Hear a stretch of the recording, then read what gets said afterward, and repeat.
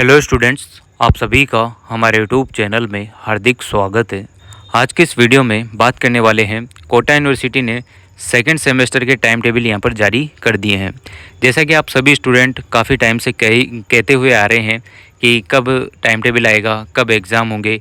तो मैंने पिछली वीडियो जो आप लोगों के लिए बनाई थी उसमें बेकायदा मैंने कहा था कि 15 अगस्त से 20 अगस्त के बीच में कब भी आपका टाइम टेबल जारी हो सकता है, ठीक है ना। 15 अगस्त और 20 अगस्त मैंने एक संभावना बताई थी आपको कि हाँ इसके बीच में तो होना तय है।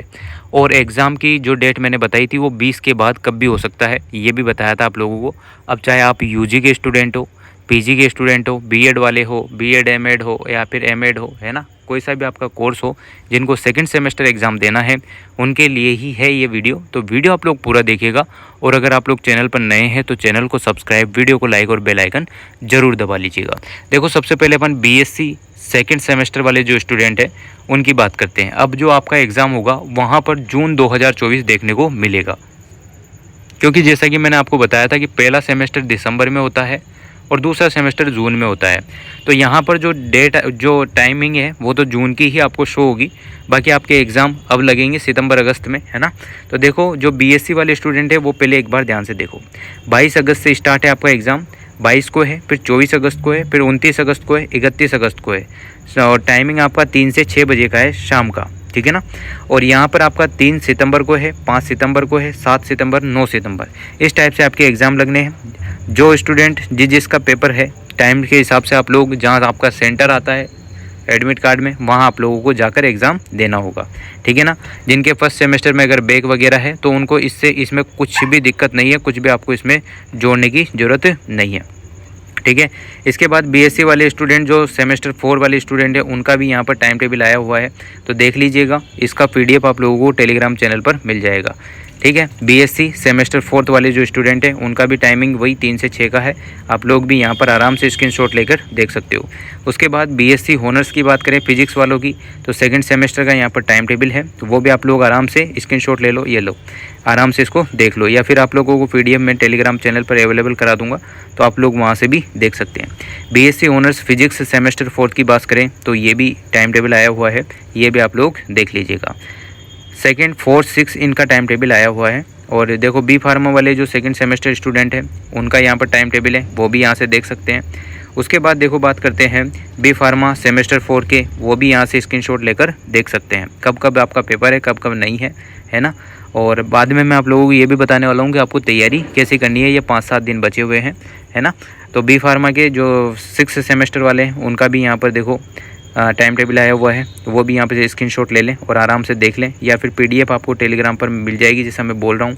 पीजी योगा वाले जो स्टूडेंट हैं उनका भी यहाँ पर आया है सेमेस्टर 4 का, सेमेस्टर 6 का, ठीक है। एमबीए जो है, एमबीए वाले जो स्टूडेंट हैं उनका भी सेकंड सेमेस्टर का आ गया है।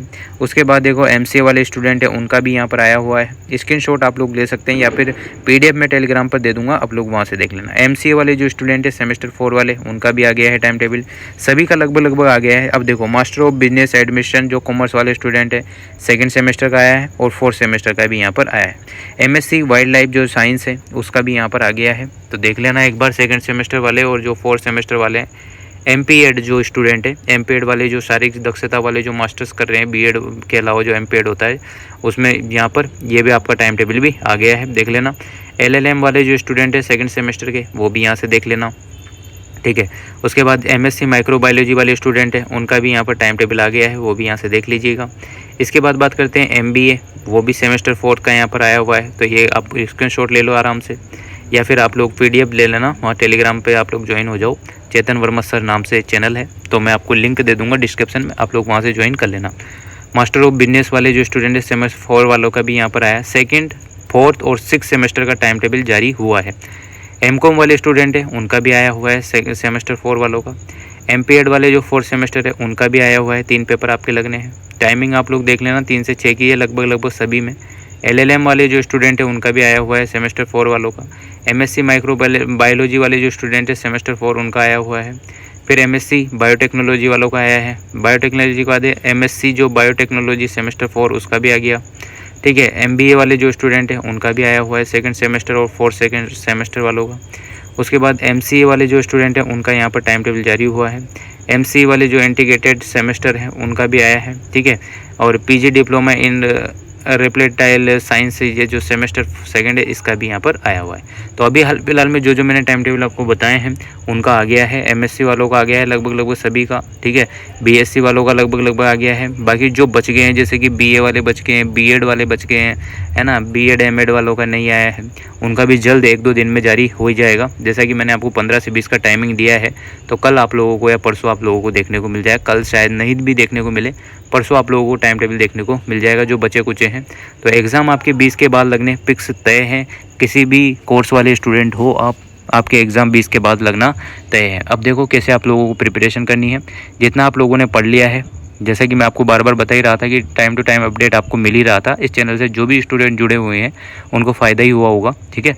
तो देखो आपको टाइम टू टाइम मैंने अपडेट दिया था और अपडेट के हिसाब से आप लोगों ने अगर पढ़ाई की है, और अगर मान लो जो स्टूडेंट नहीं पढ़ पाए हैं और अब लास्ट दिन में कैसे पढ़ें, तो देखो जो बड़े बड़े क्वेश्चन हैं उनको एक बार जितने भी प्रीवियस ईयर क्वेश्चन है वो देख लो, और उससे क्या है आप लोगों को हेल्प हो जाएगी कि जो भी बड़े क्वेश्चन है वो पहले करने और आराम से आप लोग कीजिएगा ताकि आपकी हेल्प हो सके।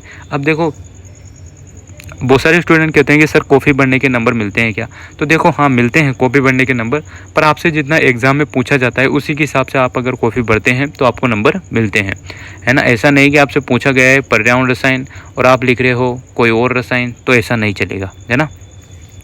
या फिर आपसे पूछा गया है कि प्रकाश संश्लेषण और आपने लिख दिया पता नहीं कौन सा संश्लेषण, तो ऐसा नहीं चलेगा। आपको जो पूछा है वही आपको लिखना है। हालांकि आप लोग अपनी लैंग्वेज में लिखें, सीरीज में से या नोट्स में से पढ़कर जाते हैं तो उसके बाद जो है अपनी लैंग्वेज में कोशिश कीजिए लिखने का।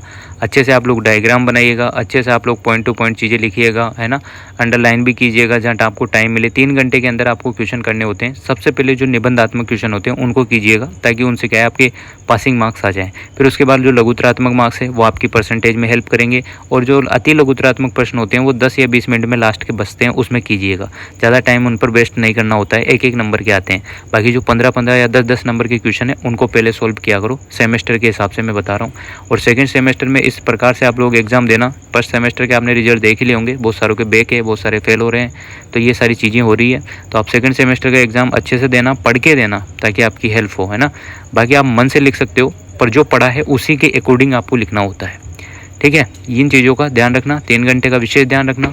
लिखने की स्पीड आप लोग बढ़ाइएगा ताकि आपको लगे कि हाँ कुछ आपने लिखा है।